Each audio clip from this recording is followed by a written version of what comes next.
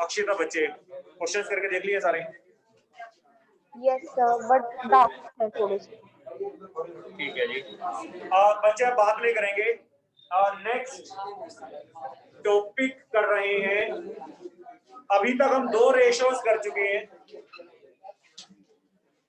हमने liquidity ratios कर लिए और हमने सोल्वेंसी रेशोज कर लिए। सोल्वेंसी के अंदर ऐसे 4 होते हैं, अभी मैंने आपको 3 करवाए हैं।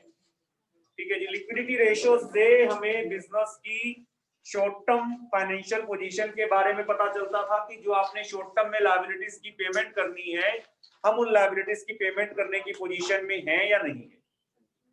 और सोल्वेंसी रेशो से हमें लॉन्ग टर्म सोल्वेंसी के बारे में पता चलता था, जो हमने लॉन्ग टर्म में लायबिलिटीज की पेमेंट करनी है, हम उन लायबिलिटीज की पेमेंट करने की पोजीशन में है या नहीं है। 2 रेशोज हो गए। तो तीसरा रेशो अब एक आता है जिसको हम कहते हैं टर्नओवर रेशो। टर्नओवर रेशो या एक्टिविटी रेशो। टर्नओवर रेशो या एक्टिविटी रेशो। अब टर्नओवर का मतलब क्या होता है? पेज के नीचे लिखता है पीटीओ प्लीज टर्नओवर। टर्नओवर का मतलब होता है नेक्स्ट स्टेज पे लेके जाना, अगले स्टेज पे लेके जाना। जैसे स्टॉक है तो स्टॉक की अगली स्टेज क्या होगी? वो सेल हो जाएगा। सेल होने के बाद अगली स्टेज क्या होगी? पैसा लेके आएंगे मुझसे। अगली स्टेज क्या होगी? इससे दोबारा से रॉ मटेरियल खरीदेंगे। तो टर्नओवर का मतलब अगली स्टेज पे आ जाना, जो पहली स्टेज था उसे नेक्स्ट स्टेज पे चले जाना। अब बस बात में करने बच्चे।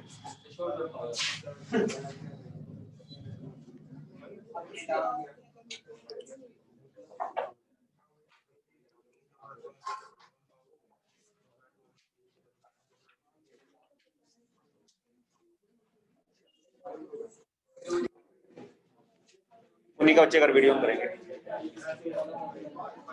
ठीक है पुनिका बच्चे आज बात ज्यादा करने बात। तो टर्नओवर का मतलब है हम किसी चीज को अगली स्टेज में कितना जल्दी लेके जा रहे हैं। जैसे स्टॉक की टर्नओवर कराने का, तो स्टॉक को कितना जल्दी हम बेच रहे हैं, how quickly the stock is being sold. Debtors की टर्नओवर का मतलब कितना जल्दी डेटर्स से हम पैसा कलेक्ट कर लेते हैं। क्रेडिटर्स की टर्नओवर का मतलब है कितनी जल्दी क्रेडिटर्स को हम पेमेंट कर देते हैं। किसी भी चीज की टर्नओवर इंडिकेट करती है,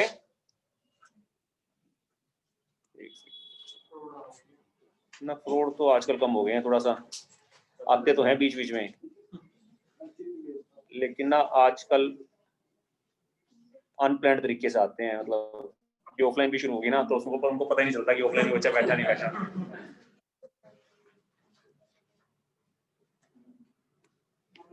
चारों बच्चे एक बार वीडियो करेंगे। ठीक है बच्चे।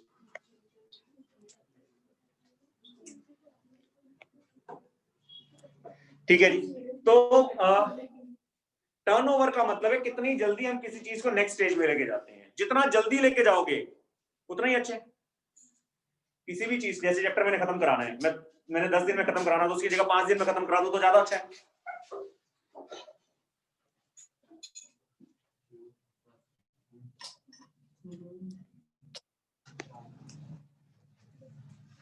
मंशा बच्चे एक बार वीडियो ऑन करेंगे।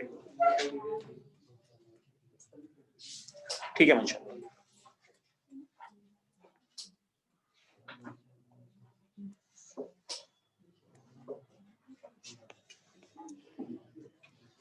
ठीक है जी। तो टर्नओवर का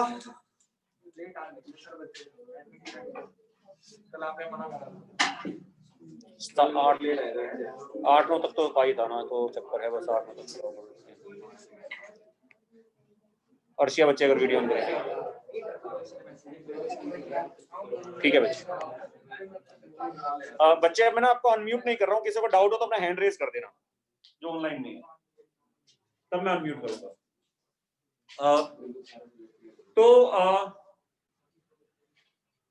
टर्नओवर का मतलब है किसी चीज को हम नेक्स्ट स्टेज में कितना जल्दी लेके जा रहे हैं, टर्नओवर करा देना। ठीक है जी। 2 दिन में टर्नओवर हो रही है, 3 दिन में टर्नओवर हो रही है, हफ्ते में हो रही है, 20 दिन में टर्नओवर हो रही है, तो कितनी जल्दी हम उसको नेक्स्ट स्टेज पे लेके जाते हैं, खत्म करते हैं उस चीज को। ठीक है जी। स्टॉक है तो उसको सेल कर देते हैं, डेटर्स है तो उनसे पैसा कलेक्ट कर लेते हैं। तो जितना ज्यादा टर्नओवर कराते हो ना किसी चीज की, वो इंडिकेट करता है कि उस चीज को आप उतना ही ज्यादा एफिशिएंटली यूटिलाइज कर रहे हो। जैसे स्टॉक है, पड़ा है, आप बेच ही नहीं पा रहे हो। एक ऑर्गेनाइजेशन है जिसमें स्टॉक की टर्नओवर नहीं हो रही, 100 दिन हो गए और एक बार भी स्टॉक की टर्नओवर नहीं कराई आपने, और दूसरी ऑर्गेनाइजेशन है 10 दिन के अंदर स्टॉक की टर्नओवर करा दी, तो ज्यादा अच्छी ऑर्गेनाइजेशन कौन सी हुई? 10 दिन में करा दी। तो टर्नओवर का नेक्स्ट स्टेज पे आना, मेरा पहला चैप्टर खत्म होता है, मैं दूसरे पे आता हूँ, दूसरा खत्म होता है, तीसरे पे आता हूँ, तो जितना जल्दी आऊंगा उतना एफिशिएंटली काम कर रहा हूँ। ठीक है जी। तो एफिशिएंसी बेसिकली टर्नओवर रेशियो से पता चलता है how efficiently we are utilising the resources. तो इससे बेसिकली एफिशिएंसी का पता चलता है। बिजनेस के 4 मेन एरियाज होते हैं जिसके बारे में हर कोई जानना चाहता है। एक शॉर्ट टर्म सोल्वेंसी के बारे में जानना चाहता है, वो हमें लिक्विडिटी रेशियो से पता चल जाएगा। एक लॉन्ग टर्म सोल्वेंसी के बारे में जानना चाहता है, वो हमें सोल्वेंसी रेशियो से पता चल जाएगा। एक एफिशिएंसी के बारे में जानना चाहता है, वो हमें टर्नओवर रेशियो से पता चलेगा। एफिशिएंसी किसकी? तो अलग अलग टाइप की एफिशिएंसी देखते हैं। तो सबसे पहले किसके अंदर आता है? Inventory turnover ratio. इसमें 4-5 रेशियो करेंगे। सबसे पहला एक आता है इन्वेंट्री टर्नओवर रेशियो। तो एक दिन साल में कितना माल बिक गया, तो वो भी तो स्टेज अगली करे ना, कितना सेल्स के लिए। नॉर्मली बिजनेस में टर्नओवर सेल के लिए वर्ड यूज करता है, लेकिन हम जब रेशियोज के अंदर टर्नओवर की बात करते हैं तो हम रोटेशन कितनी जल्दी जल्दी हम उसको अगले स्टेज में लेके जा रहे हैं। तो इसमें सबसे पहले एक इन्वेंट्री टर्नओवर रेशियो आता है। इन्वेंट्री टर्नओवर रेशियो का फॉर्मूला, ये टाइम्स में आंसर आएगा, ध्यान रखना कितने टाइम्स इन अ ईयर, एक साल में कितनी बारी हमने उस चीज की टर्नओवर कराई। मतलब जैसे उसकी इन्वेंट्री टर्नओवर रेशियो इंडिकेट करता है एक साल में अपने स्टॉक को कितनी बारी बेच दिए।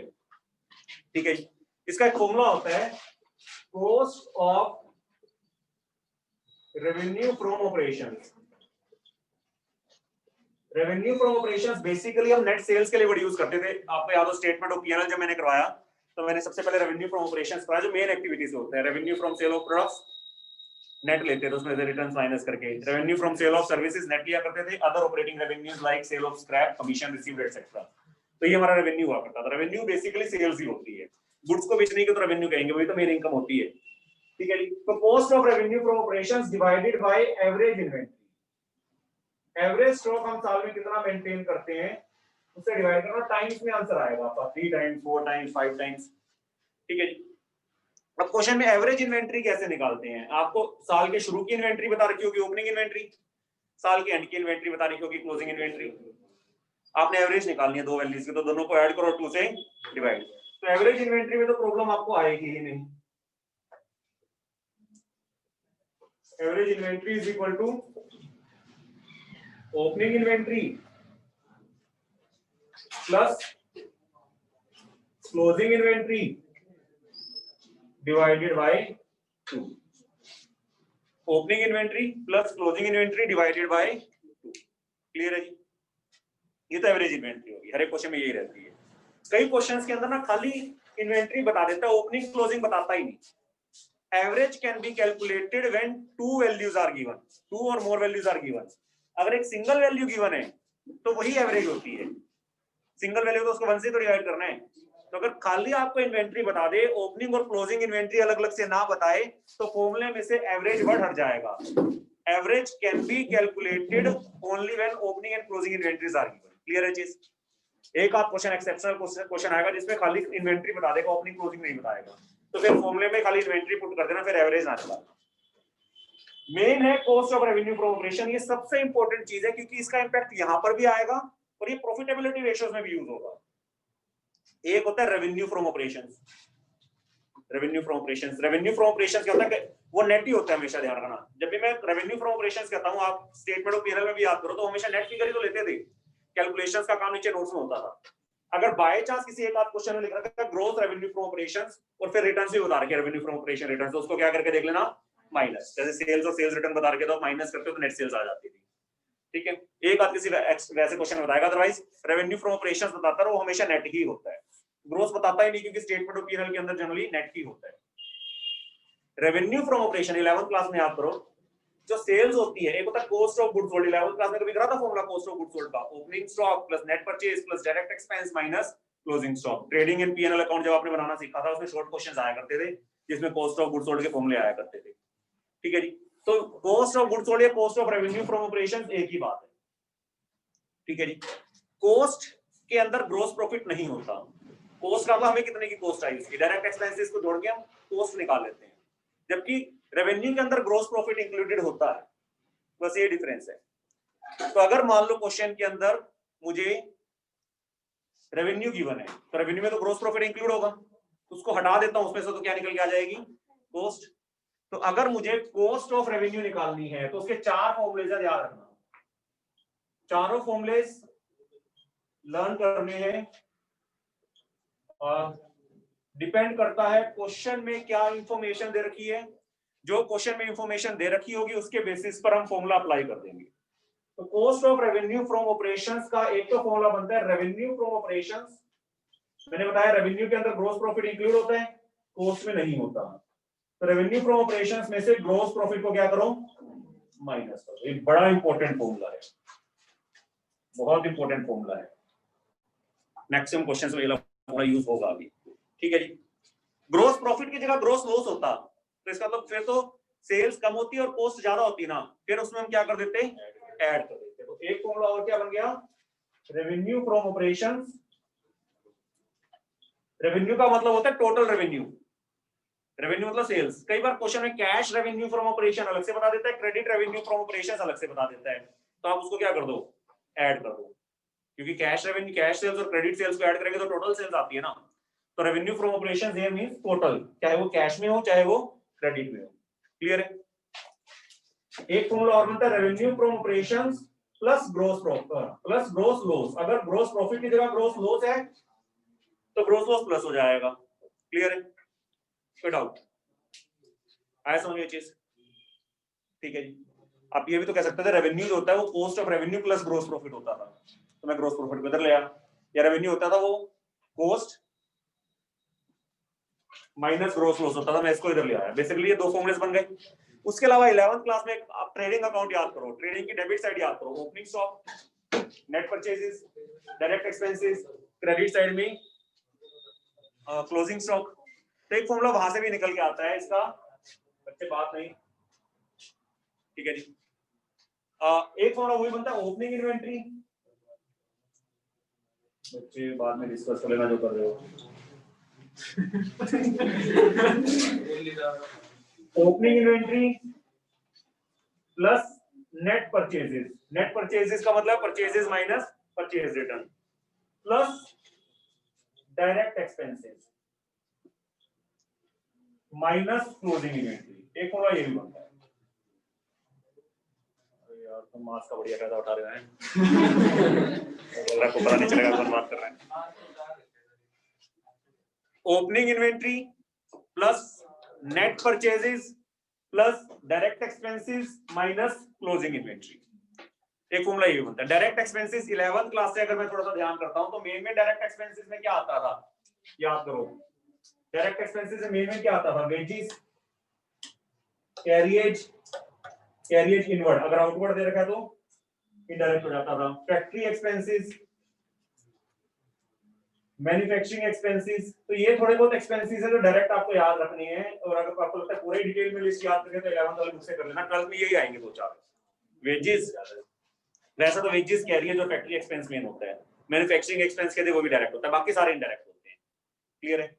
तो डायरेक्ट एक्सपेंस होता है जो कि गुड्स की प्रोडक्शन या परचेज से रिलेटेड होते हैं, और जो सेल से रिलेटेड होते हैं वो इनडायरेक्ट होते थे। 11th क्लास में हमने करा, डायरेक्ट को आप ट्रेडिंग अकाउंट में दिखाया करते थे, इनडायरेक्ट को आप पीएनएल में दिखाया करते थे।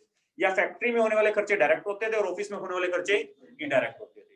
ठीक है, तो यहाँ पर 3-4 एक्सपेंसेस याद रख लेना। वेजेस डायरेक्ट होती हैं, ठीक है। कैरिएज, खाली कैरिएज दे रखा हो तो वो डायरेक्ट होता है, कैरिएज या कैरिएज इनवर्ड। उसके अलावा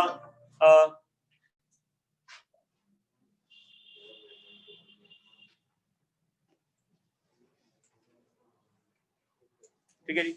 उसके अलावा फैक्ट्री एक्सपेंसेस हैं, मैन्युफैक्चरिंग एक्सपेंसेस हैं, वो हमारे लिए डायरेक्ट है। क्लियर है। रॉयल्टी भी डायरेक्ट होती है जिसमें नहीं आती होती, लेकिन अन्य एक बार वीडियो ऑन करना बच्चे। ठीक है बच्चे, क्लियर है। एक फॉर्मूला और बनता है, अगर आप याद करो स्टेटमेंट ऑफ पीएनएल के अंदर एक्सपेंसेस के अंदर पहले 3 एक्सपेंसेस, अगर क्वेश्चन स्टेटमेंट ऑफ पीएनएल के फॉर्म में आ गया, स्टेटमेंट ऑफ पीएनएल के फॉर्म में आ गया तो उसमें याद है सबसे पहला होता था कॉस्ट ऑफ मटेरियल कंज्यूम, दूसरा purchase of stock in trade, तीसरा चेंज इन इन्वेंट्री। अगर उन तीनों को मैं क्लब कर दूं ना, बेशक से आप करके देख लेना, तो ओपनिंग इन्वेंट्री चारों चीजों की, प्लस नेट परचेज दो चीजों का, माइनस क्लोजिंग इन्वेंट्री चारों चीजों की। तो ये और ये तीनों को अगर करता हूं ना अलग से स्टेटमेंट ऑफ पीएनएल में, तो पहले तीन कैटेगरीज का टोटल आता है। तो इन तीनों की जगह मैं ये भी लिख सकता था, cost of material consumed plus purchase of stock in trade minus plus change in inventory of, तीन चीजों की चेंज इन इन्वेंट्री होती है, work in progress, finished goods और स्टॉक इन ट्रेड। बेशक से आप कर लो, कॉस्ट ऑफ मटेरियल कंज्यूम्ड में opening inventory of material plus purchase of material minus closing inventory of material, purchase of stock in trade में purchase of stock in trade, change in inventory में तीनों चीजों की ओपनिंग माइनस क्लोजिंग। तो basically ये चारों, ये तीन चीजें और ये तीन चीजें एक ही बात है। तो और अलग से क्या रह गया है, डायरेक्ट एक्सपेंस। तो डायरेक्ट एक्सपेंस और ऐड कर देते हैं, तो अभी हमारा cost of revenue from operation का फॉर्मूला आ जाता है। चार फॉर्मूलेज हैं, डिपेंड करता है क्वेश्चन में क्या इंफॉर्मेशन गिवन, जो क्वेश्चन में इंफॉर्मेशन दे रखी होगी उसके हिसाब से हम फॉर्मूला अप्लाई कर देंगे। क्लियर है? तो चार फॉर्मूलेज मैंने याद करने हैं। कॉस्ट का ही फॉर्मूला सबसे इंपॉर्टेंट होता है। Cost of revenue from operations का मतलब होता है जो हम गुड्स बेच रहे हैं उसकी कॉस्टिंग हमें कितनी पड़ी है। तो रेवेन्यू जो होता है, जो सेल्स होती है, उसमें तो हम ग्रॉस प्रॉफिट इंक्लूड करते हैं, प्रॉफिट मार्जिन, और जो कॉस्ट होती है उसमें प्रॉफिट मार्जिन इंक्लूड नहीं करते। तो अगर मैं रेवेन्यू फ्रॉम ऑपरेशंस में से ग्रॉस प्रॉफिट को हटा देता हूं तो कॉस्ट ऑफ रेवेन्यू आता है। या ग्रॉस लॉस हो तो उसको प्लस करके देख लो। ठीक है, ये एक फॉर्मूला 11th क्लास वाला भी चलता है, opening inventory plus net purchases plus direct expenses minus closing inventory. और ये opening inventory plus net purchase minus closing inventory की जगह अगर मैं पहले तीन हेडिंग्स ले लेता हूं स्टेटमेंट ऑफ पीएनएल की, cost of material consumed plus purchase of stock in trade plus change in inventory, तो ये तीनों के बराबर है, प्लस डायरेक्ट एक्सपेंस अलग से कर दो। तो ये चार फॉर्मूलेज हैं, चारों आने चाहिए। क्लियर है? टाइम्स में आंसर आएगा, कितने टाइम्स, इसको प्योर रेशियो के फॉर्म में नहीं लिखना, 4:1 है तो उसको 4:1 नहीं लिखना, 4 टाइम्स। 4 टाइम्स मींस हमने एक साल में अपना जो एवरेज स्टॉक हम मेंटेन करते हैं, मान लो मैं एवरेज स्टॉक मेंटेन करता हूं 5 लाख का स्टॉक, 5 लाख का मेंटेन करता हूं, उसकी वजह से मैंने जो कॉस्ट ऑफ रेवेन्यू मेरा आया वो 20 लाख आया, मतलब 5 लाख के स्टॉक में से मैंने 20 लाख का माल बेच दिया। इसका मतलब उसी 5 लाख को मैंने कितनी बार बेच दिया, एवरेज स्टॉक को मैं कितने बार रोटेट करा रहा हूं, 4 बारी, इसका मतलब 4 बारी मार्जिन कमाया होगा। अब 5 लाख का एवरेज स्टॉक मेंटेन करके अगर मैं 50 लाख की cost of revenue from operation generate कर देता तो उसी स्टॉक को मैंने कितनी बार रोटेट करवाया होता, 10 बारी। तो जितना ज्यादा हम टर्नओवर करवाएंगे उतना ही बार पैसा कमाएंगे, उतना ही ज्यादा एफिशिएंट यूटिलाइजेशन। तो ये रेशियो जितना ज्यादा आएगा उतना ही अच्छा है, उतना ही हम अपने इन्वेंट्री को अच्छे ढंग से यूटिलाइज कर रहे हैं, इसका मतलब। तो टर्नओवर तो जितने भी मैं करवाऊंगा ज्यादा होने चाहिए, जितनी ज्यादा से ज्यादा टर्नओवर करा सको उतना अच्छा है ना। जितना ज्यादा बार बेचोगे आप साल में उतनी बार मार्जिन भी तो कमाओगे, स्टॉक के रखे फिर मार्जिन थोड़ा ना आएगा। तो टर्नओवर रेशियोस जितने भी हैं, अभी और भी आगे आएंगे, तो टर्नओवर ज्यादा ही होनी चाहिए हमेशा हर एक चीज की। क्लियर है चीज, कोई डाउट? इसमें फिर एक चीज और आती है, एक आता है एवरेज एज ऑफ इन्वेंट्री। आज जो मैं समझा रहा हूं इसको अच्छे से समझना, क्योंकि अगर कंसेप्ट समझ आ जाता है फिर क्वेश्चन में दिक्कत नहीं आती। Average age of inventory, Tanya बच्चे समझ में आ रहे हैं? Yes sir. Average age of inventory का मतलब है लगभग स्टॉक कितने दिनों तक हमारे पास पड़ा रहता है। एज उसकी कितनी है, एज का मतलब 1 महीने की है, 2 महीने की, मतलब कितने दिनों के बाद वो बिकता है। तो उसका फॉर्मूला होता है 365, क्योंकि 365 एक ईयर में डेज होते हैं, divided by inventory turnover ratio. Days में आंसर आ जाएगा। मंथ में निकालना चाहो तो 12 इन्वेंट्री टर्नओवर रेशियो आ जाता है, हमारे में डेज में ही आता है जनरली। जैसे मान लो हमारा इन्वेंट्री टर्नओवर रेशियो 5 टाइम्स आया, एक साल में 5 बार स्टॉक बिका, तो अंडर सी बात है 365 डिवाइडेड बाय 5 कितने दिनों में बिकता है स्टॉक हमारा, लगभग 73 डेज में। तो 73 डेज तक पड़ा रहता है, उसके बाद बिकता है। आप क्या चाहोगे, ज्यादा दिनों तक पड़ा रहे या कम दिनों तक पड़ा रहे? तो एवरेज एज ऑफ इन्वेंट्री जितना कम हो उतना अच्छा, रेशियो ज्यादा होना चाहिए और जो एवरेज एज ऑफ इन्वेंट्री है वो कम होना चाहिए। क्लियर है चीज?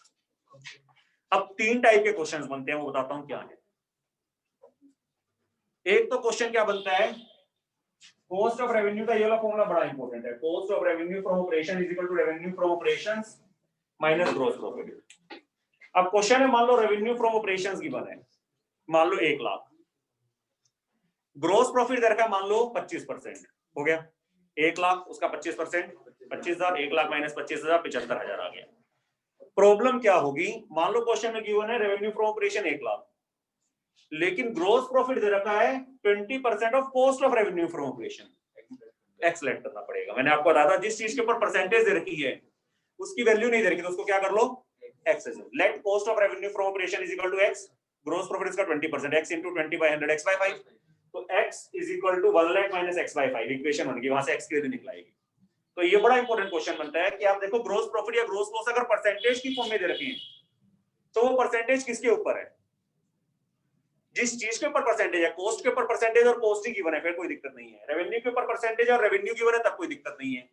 प्रॉब्लम क्या है, गिवन कॉस्ट है और परसेंटेज किस पे दे रखी है, रेवेन्यू पे, या गिवन रेवेन्यू है परसेंटेज किस पे दे रखी है, कॉस्ट पे। तो जिस चीज पे परसेंटेज दे रखी होगी उसको हमें क्या करना पड़ता है, एक्स मानना पड़ता है। क्लियर है चीज। एक तो ये क्वेश्चंस बनेंगे बड़े इंपॉर्टेंट। एक क्वेश्चन क्या बनेगा, मान लो इन्वेंटरी टर्नओवर रेशियो आपको पता है, कॉस्ट ऑफ रेवेन्यू भी पता है, तो क्या आ गया, एवरेज इन्वेंटरी आ गया। मान लो एवरेज इन्वेंटरी 1 लाख आ गया। अब ओपनिंग और क्लोजिंग इन्वेंटरी में कुछ रिलेशनशिप बता देता है कि opening inventory is 10,000 more than the closing inventory. ये बड़े बचपन में क्वेश्चन करा करते थे कि brother is 6 year older than his brother, तो let one is x plus 6। तो वैसे क्वेश्चन है, opening inventory is 10,000 more than the closing inventory, तो let closing inventory is equal to x, opening inventory x plus 10,000, average inventory का formula लगाओ, answer आ जाएगा। तो ये दो टाइप के क्वेश्चंस बड़े इंपॉर्टेंट होते हैं इसके अंदर। एक तो ग्रोस प्रॉफिट देखना किसके ऊपर परसेंटेज की फॉर्म में दे रखा है वो बनता है, एक एवरेज इन्वेंटरी के अंदर इन्वेंटरी में रिलेशनशिप बताएगा, उसमें कॉस्ट बता देगा और इन्वेंटरी टर्नओवर रेशियो बता देगा।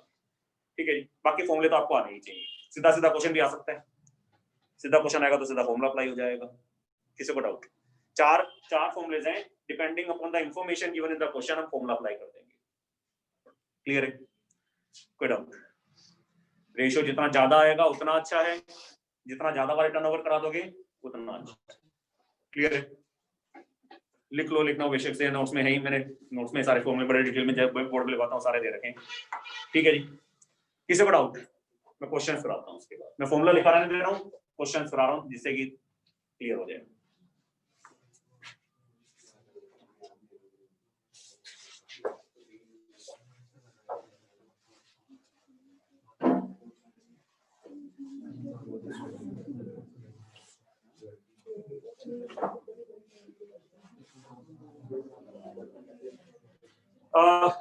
illustration number 21, page number 63, page number 63, illustration number 21 में क्वेश्चन में लिख भी रहा हूं कि क्या चीज दे रखी है। क्वेश्चन में हमें गिवन है cost of revenue from operation, सबसे इजी क्वेश्चन सबसे पहले दे रखा है, cost of revenue from operation दे रखा है 4,50,000, inventory in the beginning, opening inventory दे रखी है 1 lakh, inventory at the end, closing inventory दे रखी है 1,25,000। आसान सा क्वेश्चन है, सब कुछ ही गिवन है। आपने हमेशा जब भी कोई भी रेशो कैलकुलेट करना है उसका फॉर्मूला लगाना है। मंशा समझ में आ रहा है बच्चे? Yes sir. ठीक है जी, तो फॉर्मूला लगाते हैं। तो एक तो मुझे cost of revenue from operation चाहिए, गिवन है, ना गिवन होता तो मेरे को 4 फॉर्मूलेज आते हैं उसके, revenue from operation minus gross profit, या revenue from operation plus gross loss, या opening inventory plus net purchase plus direct expense minus closing inventory, या cost of material consumed plus purchase of stock in trade plus change in inventory plus direct expenses. ठीक है, लेकिन given है मुझे question में तो कोई दिक्कत नहीं है। और एवरेज इन्वेंटरी निकालने की कोई दिक्कत नहीं है, हमेशा क्या होगा, opening inventory plus closing inventory divided by 2,25,000 अपन में 2, 1,12,500 फॉर्मूला वैल्यू पुट करते हैं सारे फॉर्मूले में, तो 4 लाख डिवाइडेड बाय 1,12,500 4 टाइम्स आ जाता है। 4 टाइम्स इंडिकेट्स कि एक साल में हम अपने स्टॉक को 4 बार ही बेच पा रहे हैं। कोई स्टैंडर्ड रेशियो तो है नहीं, कह सकते हो स्टैंडर्ड रेशियो हो सकता है इसका, बिजनेस टू बिजनेस वेरी करता है। मान लो मैंने मेरे बिजनेस के अंदर 20% का मार्जिन रख रखा है और किसी दूसरे ने 5% का मार्जिन रख रखा है, तो मैं अपने स्टॉक को एक बार ही टर्नओवर करा दूं और वो 4 बार करा देता, बराबर हिसाब हो जाएगा। बिजनेस में भी तो डिपेंड करता है स्टॉक कितने का है। मैंने स्टॉक मेंटेन करके करोड़ों में, किसी ने स्टॉक खाली कुछ हजार का मेंटेन कर रखा है, वो 1000 वाला जब 20 बार टर्नओवर करा दे, मैं एक बार टर्नओवर करा दूंगा तो भी बेनिफिट हो जाएगा। तो इसलिए कंपेयर नहीं कर सकते, क्योंकि स्टैंडर्ड रेशियो फिक्स नहीं करा जा सकता। घर के आसपास सब्जी बेचने वाला आता है, सुबह सामान लेके आता है, शाम तक सारा बेच के चला जाता है, तो हर रोज टर्नओवर करा रहा है वो तो अपने स्टॉक की। ठीक है, तो कह नहीं सकते कि टर्नओवर कितना ज्यादा, स्टैंडर्ड रेशियो क्या होता है। तो कंपेयर अगर आपको कमेंट करने के लिए कहेगा तो या तो अपनी तरफ से कह देगा कि इंडस्ट्री के अंदर नॉर्मली ये स्टैंडर्ड रेशियो चलता है, अपनी तरफ से बता देगा कि मान लो 4 टाइम्स है, आप बताओ कि आपका कैसा एफिशिएंसी है कैसे नहीं, या दो बिजनेस के डाटा दे देगा, दोनों का आपस में कंपेयर करने के लिए कह देगा, एक का 4 टाइम्स आ गया, एक का 5 टाइम्स आ गया, तो जिसका 5 टाइम्स आ गया वो ज्यादा अच्छा है। क्लियर है? किसी को डाउट? फॉर्मूला क्लियर है ना? इसमें तो कॉस्ट गिवन थी तो मुझे कोई प्रॉब्लम ही नहीं आई, ना गिवन होती तो मैं फॉर्मूला कैलकुलेटर लगा के अप्लाई कर देख लेता, और फॉर्मूला जब अप्लाई करता तो देखता कि क्वेश्चन में क्या इंफॉर्मेशन है, उसके हिसाब से फॉर्मूला लगा देता।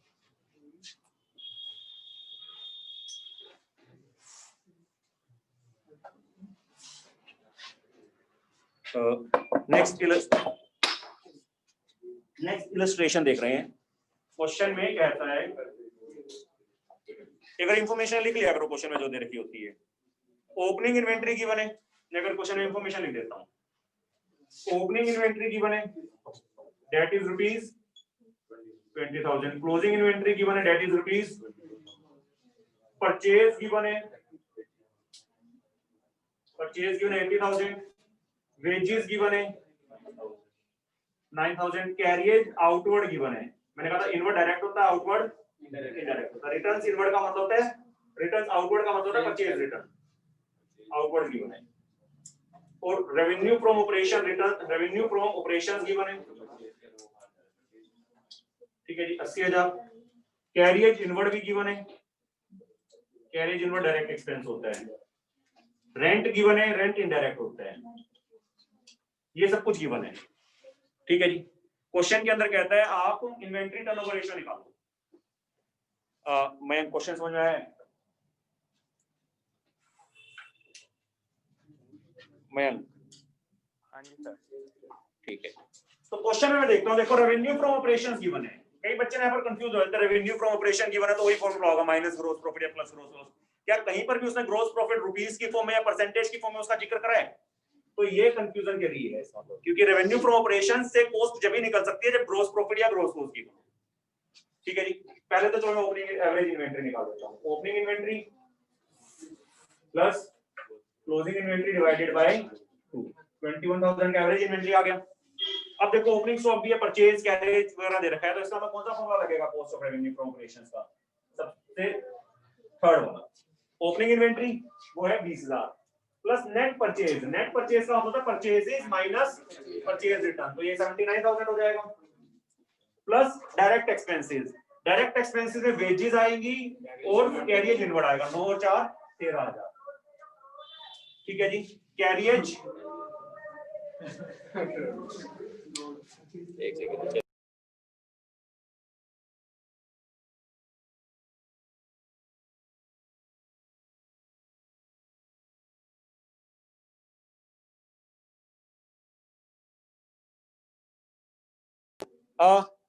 ठीक है जी। डायरेक्ट एक्सपेंसेस हो गए, वेजेस और कैरियज इनवर्ड, रेंट इनडायरेक्ट होता है, कैरियज आउटवर्ड इनडायरेक्ट होता है, माइनस क्लोजिंग इन्वेंटरी माइनस 22,000, ये हो गया 99, 99 और 13 1,12,000 माइनस 22, 90,000 आपका कॉस्ट आ गया विदाउट, क्लियर है? तो करके देख लेते हैं, फॉर्मूले के अंदर value put inventory turnover ratio is equal to 90,000 upon में 24.29 टाइम्स, इसका मतलब लगभग 4 बार एक साल में अपने स्टॉक को बेच दें विदाउट। तो फॉर्मूले क्वेश्चन में इंफॉर्मेशन क्या गिवन है उसके हिसाब से फॉर्मूला अप्लाई करना है, ठीक है जी। इसमें हमें opening inventory, net purchase, direct expense की फॉर्म में देखा था तो हमने तीसरे वाला फॉर्मूला लगा दिया, रेवेन्यू के साथ साथ ग्रोस प्रॉफिट या ग्रोस लॉस बता दे, चाहे रुपीस की फॉर्म में बता दे चाहे परसेंटेज की फॉर्म में बता दे, तो पहला या दूसरा फॉर्मूला लग जाता। स्टेटमेंट ऑफ पीएनएल की फॉर्म में क्वेश्चन आ गया तो चौथे वाला फॉर्मूला लग जाएगा कॉस्ट ऑफ रेवेन्यू का। किसी को डाउट?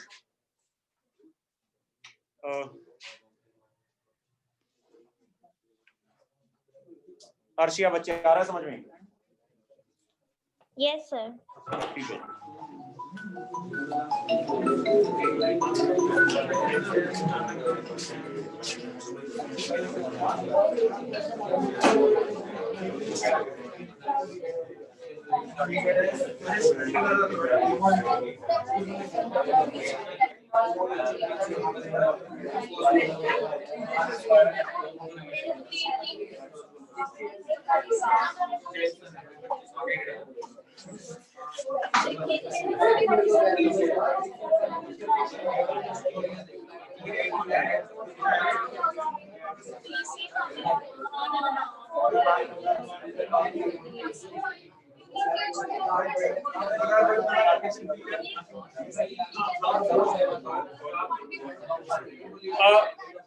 क्वेश्चन नंबर 23 देख रहे हैं। नेक्स्ट क्वेश्चन देख रहे हैं, क्वेश्चन नंबर 23।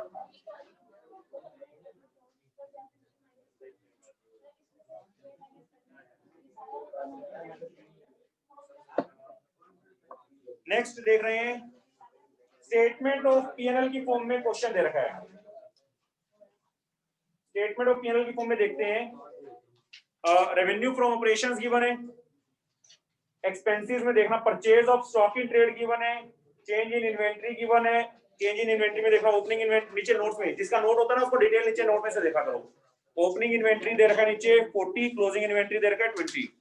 अदर एक्सपेंसेस में नीचे कैरियज इनवर्ड, कैरियज आउटवर्ड और मिसलेनियस एक्सपेंस है। हमें पता है कैरियज इनवर्ड डायरेक्ट होता है, कैरियज आउटवर्ड और मिसलेनियस इनडायरेक्ट होता है। प्रॉफिट बिफोर टैक्स वगैरह सब कुछ दे रखा है, ठीक है जी। अगर स्टेटमेंट ओपनिंग इन्वेंट्री और क्लोजिंग इन्वेंट्री नीचे दे रखा है ना नोट्स में, पहले एवरेज इन्वेंट्री निकाल लेता हूं। एवरेज इन्वेंट्री का formula opening inventory plus closing inventory divided by 2। Average inventory तो कितने से आ गया? 30,000 से। स्टेटमेंट ऑफ पीएनएल की फॉर्म में अगर क्वेश्चन आ जाता है तो हमारा कॉस्ट ऑफ रेवेन्यू का फॉर्मूला क्या बनता था? Purchase of cost of material consumed plus purchase of stock in trade plus change in inventory plus direct expense. अगर स्टेटमेंट ऑफ पीएनएल की फॉर्म में क्वेश्चन आया तो ये फॉर्मूला लगेगा। मैं देखता हूं cost of material consumed question में गिवन नहीं है, ठीक है जी। Plus purchase of stock in trade question में गिवन है 1,20,000 plus change in inventory question में गिवन है 20,000 प्लस डायरेक्ट एक्सपेंसेस के लिए अदर एक्सपेंसेस के नीचे नोट्स में बता रखा था कैरियज इनवर्ड, उसमें से डायरेक्ट एक्सपेंस है, बाकी दोनों एक्सपेंसेस इनडायरेक्ट हैं। क्लियर है ना? अदर एक्सपेंस आपको डायरेक्ट एक्सपेंसेस के लिए नीचे नोट्स में ही देखना पड़ेगा, क्योंकि डायरेक्ट एक्सपेंसेस के नाम से स्टेटमेंट ऑफ पीएनएल में कोई हेडिंग होती नहीं। वो तो पहले 3 हेडिंग्स के अलावा जो बाकी एम्प्लॉय बेनिफिट एक्सपेंसेस है, डेप्रिसिएशन एंड अमोर्टाइजेशन एक्सपेंस है, फाइनेंस कॉस्ट है और अदर एक्सपेंस उसमें ही गिवन होंगी। क्लियर है? अगर एम्प्लॉय बेनिफिट एक्सपेंसेस में वेजेस गिवन होती तो भी डायरेक्ट होती, बाकी सारे डायरेक्ट अदर एक्सपेंसेस में गिवन होते हैं, उनका नीचे नोट्स होता है, नोट्स में से पता चल जाता है। कोई डाउट?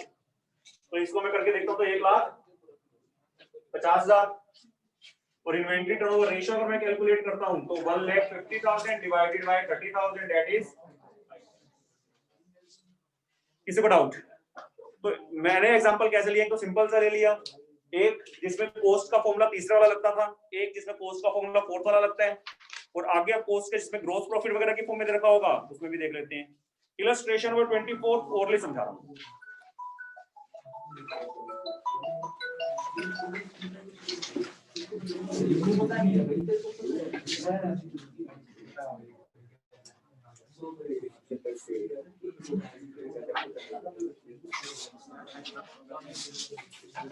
ठीक है जी, 24th इलस्ट्रेशन करा रहा हूं। आप में से किसी से पूछूंगा, एक बार क्वेश्चन को रीड करते हैं। अब मैं काफी क्वेश्चन आपसे पूछूंगा, मैंने फॉर्मूलेस बता दिए आपको, ठीक है जी। 24th इलस्ट्रेशन सभी अच्छे से पढ़ते हैं। रेवेन्यू फ्रॉम ऑपरेशन गिवन है 15 लाख, अदर इनकम गिवन है, एक्सपेंस में देखना cost of material consumed given है, चेंज इन इन्वेंट्री गिवन है, एम्प्लॉय बेनिफिट एक्सपेंस हमें गिवन है, और उसके नीचे नोट्स में एम्प्लॉय बेनिफिट एक्सपेंसेस में हमें कुछ नहीं बता रखा, ठीक है जी। Depreciation and amortisation expense given है, अदर एक्सपेंसेस गिवन है, नोट्स में कुछ नहीं बता रखा, तो मैं मान के चलूंगा डायरेक्ट एक्सपेंस नहीं होंगे, अगर होते तो नोट्स के अंदर हमें गिवन होते, ठीक है जी। उसके बाद हाँ जी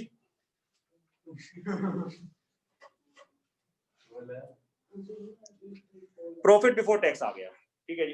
क्वेश्चन के अंदर change in inventory and work in progress में नीचे देख लेना कि ओपनिंग इन्वेंट्री, अब यहाँ पर आपने इन्वेंट्री का चेंज इन इन्वेंट्री कैसे निकालना है वो देखते हैं। तो चेंज इन इन्वेंट्री आप कैसे निकालोगे?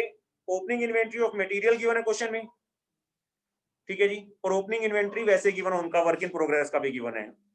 ओपनिंग इन्वेंट्री मटेरियल का कितना दे रखा है? 2 लाख, और वर्क इन प्रोग्रेस का कितना दे रखा है? 50,000। नोट्स में देखना है ना।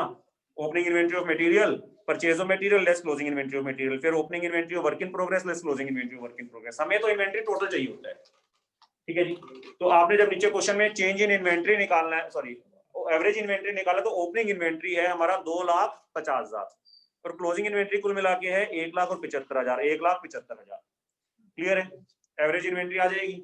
आया समझ में? नहीं, ये इन्वेंट्री का मतलब है, इन्वेंट्री बेशक से वो रॉ मटेरियल की हो, जब मैं यहाँ पर एवरेज इन्वेंट्री की बात करता हूँ, चाहे वो रॉ मटेरियल की हो, चाहे वो वर्क इन प्रोग्रेस की हो, चाहे वो फिनिश गुड्स की हो, चाहे वो स्टॉक इन ट्रेड की हो। अगर स्टेटमेंट ऑफ पीएल की फॉर्म में क्वेश्चन आता है, जब नीचे इन्वेंट्री गिवन होगी, तो सबसे पहले एक होता था कॉस्ट ऑफ मटेरियल कंज्यूम, तो ओपनिंग इन्वेंट्री ऑफ मटेरियल और क्लोजिंग इन्वेंट्री ऑफ मटेरियल तो कॉस्ट ऑफ मटेरियल कंज्यूम में गिवन होगी, याद है ना? और चेंज इन इन्वेंट्री में किस किस की ओपनिंग और क्लोजिंग इन्वेंट्री गिवन होगी? वर्क इन प्रोग्रेस की, फिनिश्ड गुड्स की और स्टॉक इन ट्रेड की। जब मैं यहाँ पर इन्वेंट्री की बात करता हूं, तो मैं सभी चीजों की इन्वेंट्री की बात करता हूं। उसमें रॉ मटेरियल का भी इन्वेंट्री चाहिए ओपनिंग, वर्क इन प्रोग्रेस का भी चाहिए, फिनिश गुड्स का भी चाहिए, स्टॉक इन ट्रेड का भी। अभी तक तो क्वेश्चन में ओपनिंग इन्वेंट्री क्लोजिंग इन्वेंट्री अलग अलग से बता रखी है। अगर चारों चीजों की ओपनिंग इन्वेंट्री अलग से बता रही है और चारों चीजों की क्लोजिंग इन्वेंट्री अलग से बता रखी हो, तो पहले ऐड करके देखना पड़ेगा ना। तो इस क्वेश्चन में भी तो ये नीचे नोट्स में देखना, ओपनिंग इन्वेंट्री ऑफ मटेरियल है और क्लोजिंग इन्वेंट्री ऑफ मटेरियल है, रॉ मटेरियल हो गया। उसके नीचे नोट्स में देखना work in progress, opening inventory less closing inventory, तो वर्क इन प्रोग्रेस की भी ओपनिंग इन्वेंट्री और क्लोजिंग इन्वेंट्री है। तो आपने क्या करना, opening inventory of raw material plus work in progress, वो ओपनिंग इन्वेंट्री हो गई total, closing inventory of raw material plus work in progress, तो टोटल क्लोजिंग इन्वेंट्री हो गई। एवरेज इन्वेंट्री निकल जाएगी, निकल जाएगी। उसके बाद आपका फॉर्मूला यही बनेगा कॉस्ट का, कॉस्ट ऑफ मटेरियल कंज्यूम्ड का फॉर्मूला बनता है, sorry cost of revenue from operations का, cost of material consumed given है, plus purchase of stock in trade given नहीं है, plus change in inventory given है, प्लस डायरेक्ट एक्सपेंसेस गिवन नहीं है। तो जो चीज गिवन है वो पुट कर दो, जो चीज गिवन नहीं है वो पुट ना करो। हो जाएगा नहीं हो जाएगा क्वेश्चन? जो दे रखी होते हैं क्वेश्चन के अंदर, चेंज इन इन्वेंट्री कितनी दे रखी है क्वेश्चन में? नेगेटिव में 25,000 है, तो प्लस करने की जगह क्या कर दोगे? माइनस कर दोगे। नेगेटिव वैल्यू है ना, अगर ब्रैकेट की वैल्यू होती है तो नेगेटिव वैल्यू होती है, तो उसको प्लस करने की जगह क्या कर देंगे? माइनस कर देंगे। कोई डाउट? किसी को डाउट इसके अंदर? नोट्स में से देख लेते हैं, जब डिटेल्स नोट्स में दे रखे तो नोट्स में से देख लेते हैं। अगला देख रहे हैं क्वेश्चन नंबर 25। एक चीज हो, मान लो क्वेश्चन के अंदर ओपनिंग इन्वेंट्री या क्लोजिंग इन्वेंट्री में से एक गिवन है और दूसरा नहीं गिवन, तो कैलकुलेट करना पड़ेगा। मान लो आपको कॉस्ट गिवन है, चलो ये कॉस्ट गिवन है, परचेज भी गिवन है, ओपनिंग इन्वेंट्री भी गिवन है और डायरेक्ट एक्सपेंस भी गिवन है। डायरेक्ट एक्सपेंस आप तो जीरो मान लेते हैं, चलो क्लोजिंग इन्वेंट्री नहीं गिवन तो निकल सकती है। अगर मैं कॉस्ट का फॉर्मूला लगाता हूं, cost of revenue from operation is equal to opening inventory plus net purchase plus direct expense minus closing inventory, और कॉस्ट गिवन है वहां पर, और ओपनिंग या क्लोजिंग में से एक इन्वेंट्री गिवन है, तो दूसरी इन्वेंट्री निकलाएगी। अगला क्वेश्चन कुछ ऐसा ही है, क्वेश्चन नंबर 25 देखते हैं। फॉर्मूला है और कुछ भी नहीं है, हम फॉर्मूला ही अप्लाई कर रहे हैं और कुछ भी नहीं कर रहे हैं अपनी तरफ से टेक्निकल। क्वेश्चन को रीड करता हूं, चलो। From the following data calculate inventory turnover ratio. इधर ध्यान देंगे बच्चे, बात नहीं करेंगे कोई। इन्वेंट्री टर्नओवर रेशियो में बेसिकली तीन चीजें चाहिए होती हैं, cost of revenue from operation चाहिए होता है, ओपनिंग इन्वेंट्री की रिक्वायरमेंट पड़ती है और एक क्लोजिंग इन्वेंट्री की। क्वेश्चन में देखना गिवन क्या है। क्वेश्चन में एक तो गिवन है cost of revenue from operation, ये तो मुझे गिवन है क्वेश्चन के अंदर 3 लाख। फिर मुझे परचेज गिवन है, परचेज का मतलब नेट परचेज हो गया, नेट परचेज हमें क्वेश्चन में गिवन है 3,30,000। ओपनिंग इन्वेंट्री भी मुझे क्वेश्चन में गिवन है, ओपनिंग इन्वेंट्री कितने गिवन है? डायरेक्ट एक्सपेंस नहीं है तो वेजेस या कैरियज होते हैं, जरूरी नहीं है कि वेजेस या कैरियज हो, तो नहीं होंगे। मुझे क्वेश्चन में ओपनिंग इन्वेंट्री के साथ क्लोजिंग इन्वेंट्री की भी तो रिक्वायरमेंट है। मैं क्या करता हूं, कॉस्ट का, कॉस्ट ऑफ रेवेन्यू का तीसरे वाला फॉर्मूला लगाता हूं, opening inventory plus net purchases plus direct expense minus, ये नहीं करेंगे तो इसको मैं जीरो मान लूंगा, ठीक है जी। तो कॉस्ट ऑफ रेवेन्यू मुझे गिवन है 3 lakh is equal to opening inventory 60,000 plus net purchase 3,30,000 plus direct expense नहीं है minus closing inventory. Closing inventory को लेके आता हूं, 3,90,000 माइनस 3,90,000 की हमारी क्लोजिंग इन्वेंट्री आ गई। अब आपके पास ओपनिंग इन्वेंट्री भी है, क्लोजिंग इन्वेंट्री भी है और कॉस्ट भी है, फॉर्मूला हो जाएगा। कोई डाउट? एक सेकंड।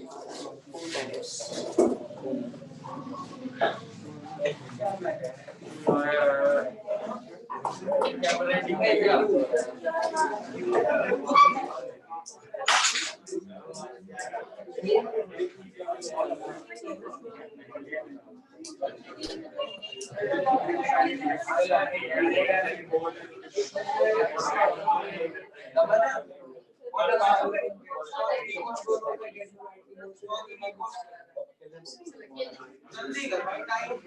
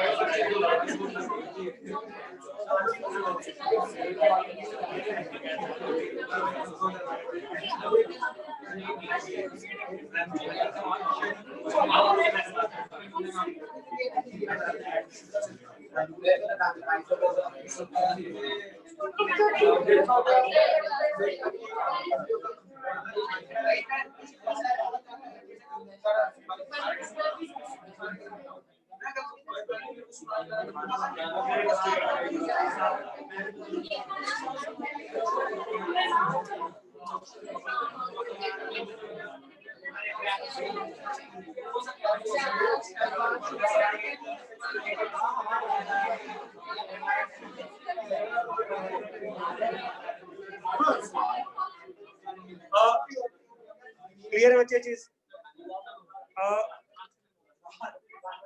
चलो कल के लिए बच्चे मॉर्निंग का टाइम रखना है, 8 से 9 का रख दें।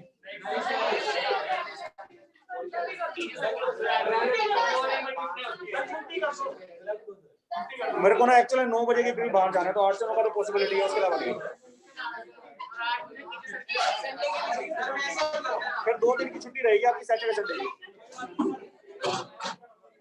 ठीक है बच्चे, 2 दिन ऑफ रहेगा सैटरडे संडे पे।